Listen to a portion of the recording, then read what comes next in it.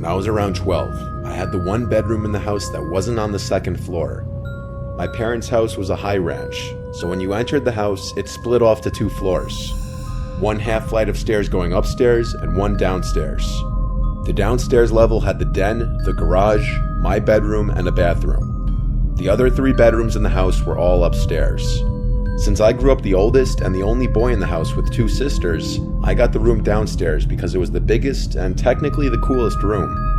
After I turned 10, my parents gave my twin bed to my little sister and I got a full-size bed, which was a bit of an upgrade because the room was big and could certainly fit a bigger bed. When I was 12, my little sisters were around 5 and 8, so at this age I would be allowed home alone, but my 5-year-old sister wouldn't be left alone with me. And my 8-year-old sister would only be left alone with me if my parents weren't going to be gone for too long. If they'd be gone for longer periods of the day, then one of my parents would take both of my sisters.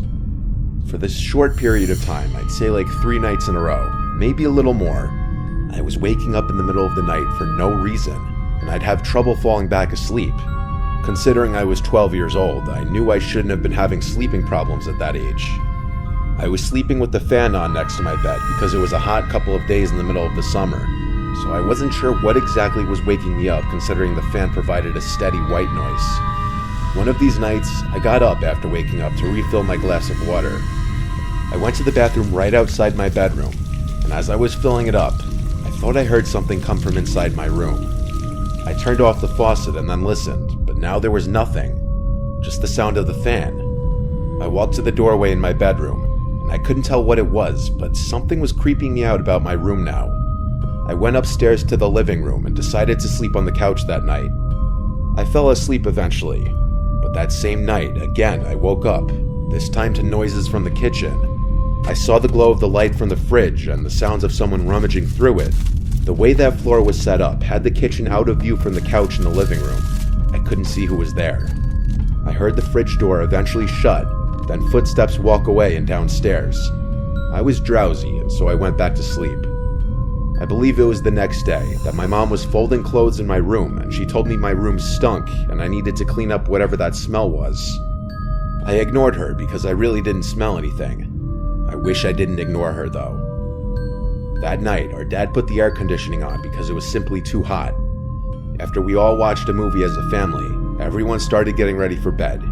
I went to my room and played video games for a little while before getting sleepy.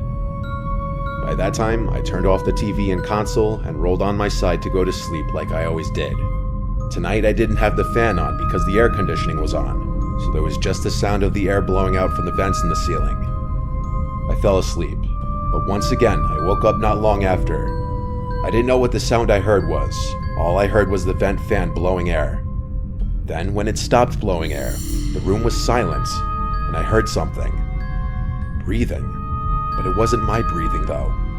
I looked around the room. The closet door was shut, so there was no way it was coming from there. Part of my childlike innocence assumed it was my younger sister playing a prank. I got on the floor and looked the one place I could think to look. Under the bed.